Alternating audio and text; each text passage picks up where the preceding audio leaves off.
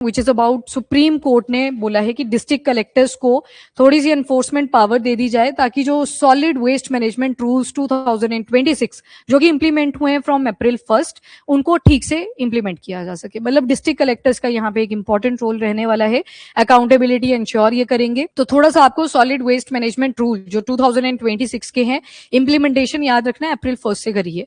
इससे पहले जो रूल्स थे वो 10 साल पहले थे, solid waste management rules of 2016, तो उनको रिप्लेस करके ही ये 2026 के रूल्स आए। नाउ देख पा रहे हो आप, ये आपको आजकल हर जगह पे ऐसा ही सिनारियो दिखता है, ये सभी की गलती है।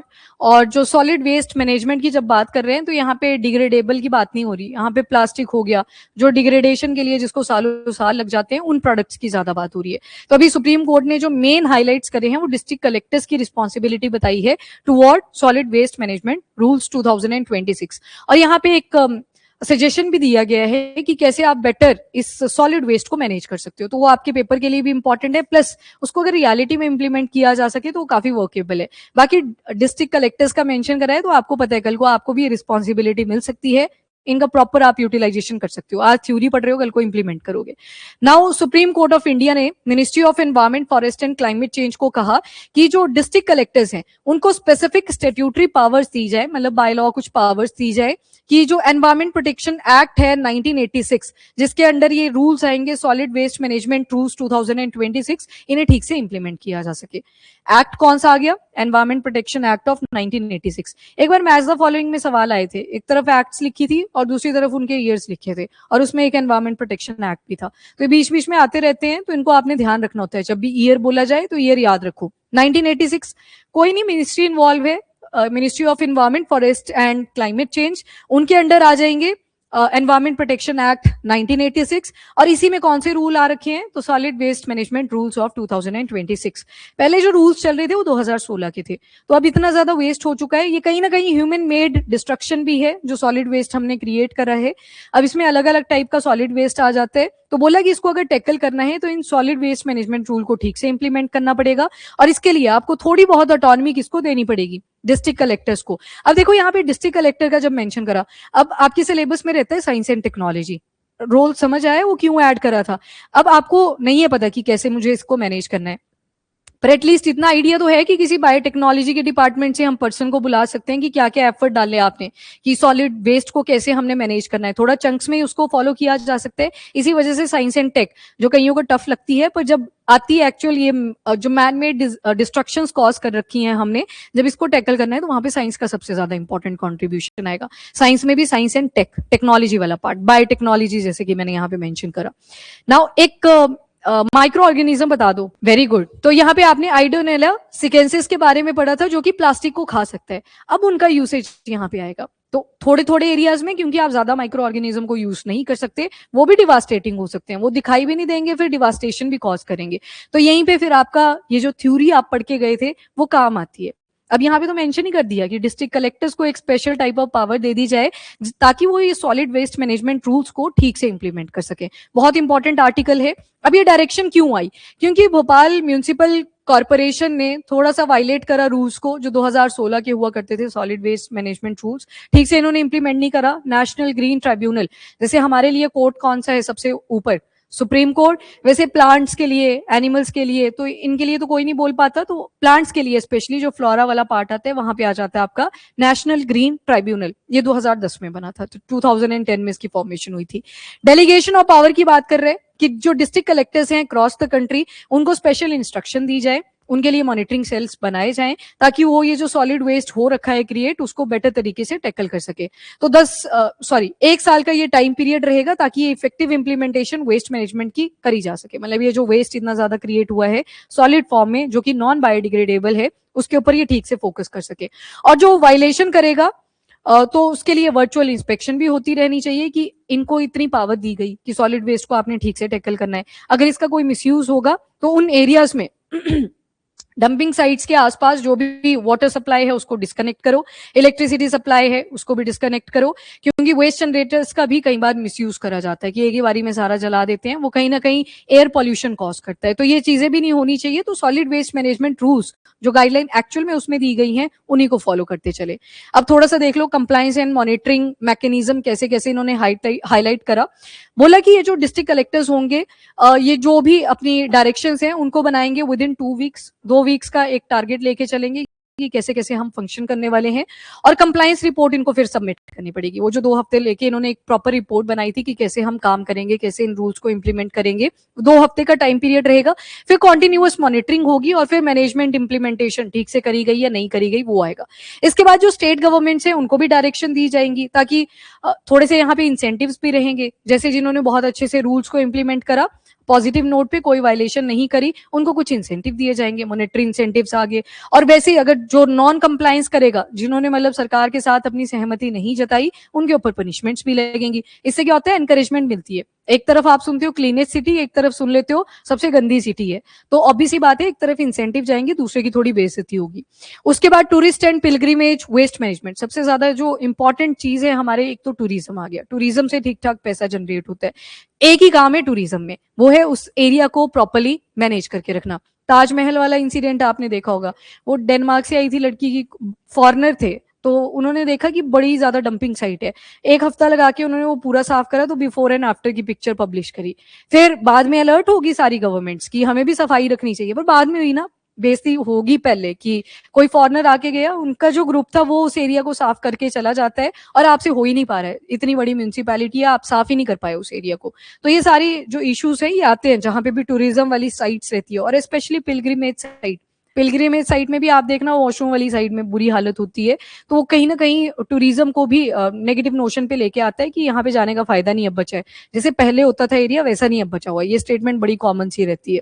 इंस्टीट्यूशनल एंड फाइनेंशियल चैलेंज, अब यहाँ पे पैसे की हमेशा शॉर्टेज रहती है, ये हर एक गवर्नमेंट का इशू है। तो यहाँ पे बोला कि थोड़ा इंस्टीट्यूशनल कैपेसिटी बिल्डिंग भी हमारी कम है, तो उसके ऊपर भी फोकस करना है। पहले ट्रेनिंग प्रोवाइड करी जाए जिन्होंने इंप्लीमेंटेशन करनी है, उसके बाद बजट की एलोकेशन हो, ये शॉर्टेज हमेशा ही रहती है। कॉर्पोरेट सोशल रिस्पॉन्सिबिलिटी, अब ये कॉर्पोरेट सोशल रिस्पॉन्सिबिलिटी, कोई भी बिजनेस आप नया शुरू करते हो तो उनकी भी एक रिस्पॉन्सिबिलिटी होनी चाहिए कि कल को आपके बनाए हुए प्रोडक्ट से जो सॉलिड वेस्ट जनरेट होगा उसको टैकल कैसे करना है, तो उनकी भी रिस्पॉन्सिबिलिटी यहाँ पे ऐड करने की बात करिए। बाकी वेस्ट टू एनर्जी इनिशिएटिव, मतलब वेस्ट को आप कैसे एनर्जी में कन्वर्ट कर सकते हो, तो उनके ऊपर भी फोकस करा है। देन इसके बाद आर्टिकल नंबर 253, ये थोड़ा सा इंपॉर्टेंट है। ये जो एनवायरमेंट प्रोटेक्शन एक्ट 1986 था, ये कौन से आर्टिकल के बेसिस पे इनैक्ट करा गया था, वो है आपका article number 253 of Indian constitution, मतलब जो पॉलिटी में आप आर्टिकल देखते हो।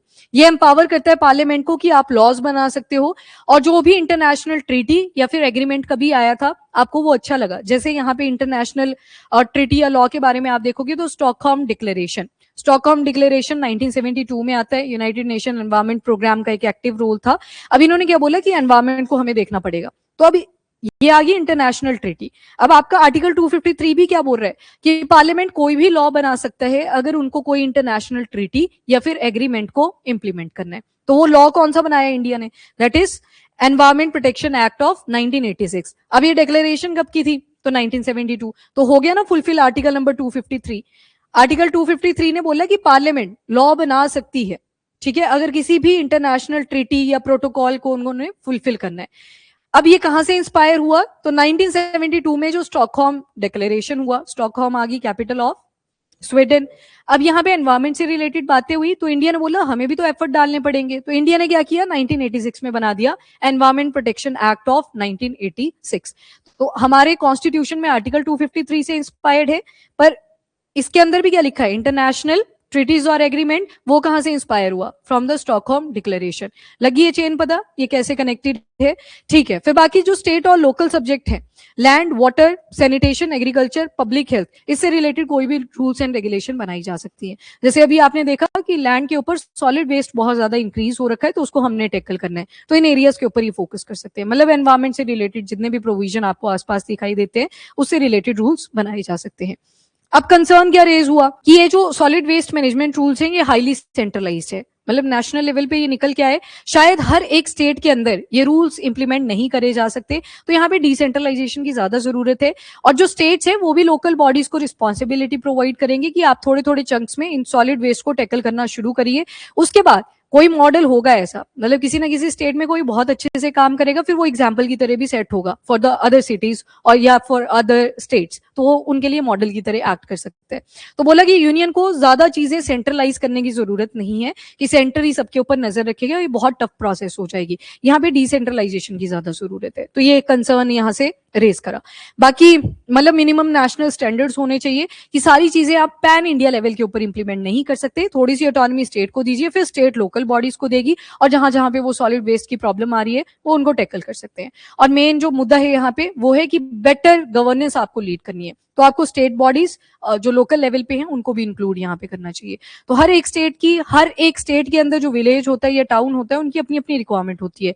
वेस्ट की भी जो वैरायटीज होती हैं वो भी वेरी करती हैं। फॉर एग्जाम्पल जहां पे माइनिंग वाला एरिया रहेगा वहां की वेस्ट प्रोडक्ट अलग रहेगी, जहां पे शायद प्लास्टिक रिलेटेड फैक्ट्रीज है, जो पेट्रोकेमिकल प्रोडक्ट्स वाली चीजें हैं, गुजरात के आसपास का एरिया, वहां पे जो वेस्ट होगा वो थोड़ा अलग रहेगा। जहां पे ज्यादा पॉपुलेशन है वहां पे शायद सैनिटरी से रिलेटेड प्रॉब्लम आता रहेगी। तो बोला कि लोकलाइज भी इसको करने की जरूरत है, डिसेंट्रलाइजेशन कर दो। इसके बाद न्यू स्टेट आइस को लिमिटेड वर्सेस लाइबमैन, ये यूएसए का एक केस था, पर इसकी जो आउटकम है ये बहुत अच्छे से निकल के आई। इन्होंने बोला कि जो स्टेट है वो लैबोरेटरी की तरह एक्ट कर सकते हैं। कोई भी पॉलिसी हमारा यूनियन लेके आता है, अब जो स्टेट है वो लेबोरेटरी की तरह एक्ट कर सकती है। अब लैब में क्या करते हो आप, एक्सपेरिमेंट।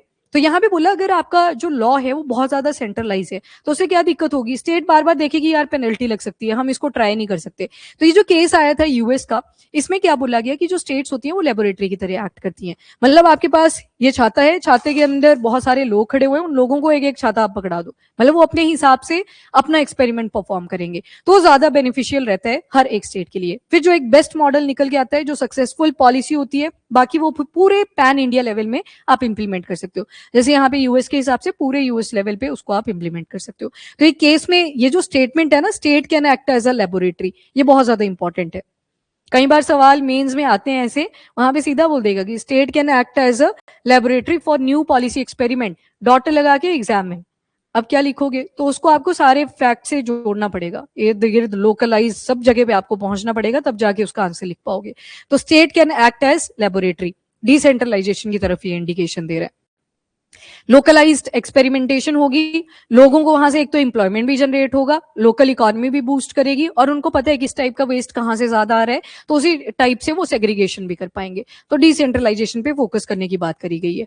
और उसके बाद बोला कि आप इवन जरूरी नहीं है कि आप ही के रूल्स इंप्लाई करे जाए, मतलब जो नेशनल लेवल के आप रूल्स लेके आए हो, स्टेट्स को भी थोड़ी सी ऑटोनॉमी दो, 5 साल के लिए कोई रूल फ्रेमवर्क लेके आए, फिर उसको इंप्लीमेंटेशन करें एट लोकल बॉडीज, फिर देखें कि कैसा ये रहा, कैसा इसका रिजल्ट आया, तो उस हिसाब से ही आगे चलेंगे। ठीक है, तो ये चीजें यहाँ पे बोली गई। चलो ये वही लिखा हुआ है। बाकी 2026 का रूल का क्रिटिसिज्म ये है कि यहाँ पे सिर्फ सेंट्रल अथॉरिटी रूल बना रही है, स्टेट्स का यहाँ पे इन्वॉल्वमेंट नहीं है, डिसेंट्रलाइजेशन की बात करी है, और सेंटर ने टाइमलाइन फ्रेमवर्क सारा फिक्स करा हुआ है, तो स्टेट का भी इन्वॉल्वमेंट होना चाहिए। यही क्रिटिसिज्म आपका सॉलिड वेस्ट मैनेजमेंट रूल 2026 का भी निकल के आता है। इंपॉर्टेंट था ये, तो यहाँ से 2-3 कीवर्ड्स ओवरऑल निकल के आए।